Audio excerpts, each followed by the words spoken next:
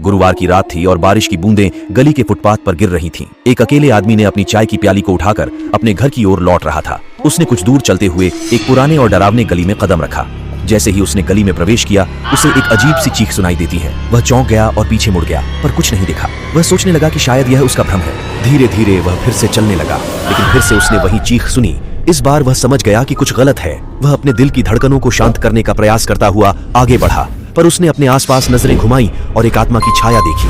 आत्मा बेहद डरावनी थी। उसकी आंखों में दरिया का अंधेरा था और वह खूबसूरत लेकिन डरावनी मुस्कान से देख रही थी। उसके पास कोई शरीर नहीं था, सिर्फ उसकी आत्मा दिखाई दे रही थी। आदमी ने दौड़ने की कोशिश की, पर वह गली की दूसरी ओर से बंद थी। आत्मा उसकी ओर बढ़ी और उसकी डरावनी मुस्कान से उस आदमी को वश में करने लगी। फिर आदमी अचानक बेहोश हो जाता है। कुछ देर बाद जब उसे होश आता है तो वह आत्मा उसके पैर को खा रही होती है, लेकिन तभी कहीं से एक बाबा आकर उस आत्मा के ऊपर एक मंत्र मारता है तो आत्मा अचानक गायब हो जाती है और बाबा उस आदमी की जान बचा लेते हैं।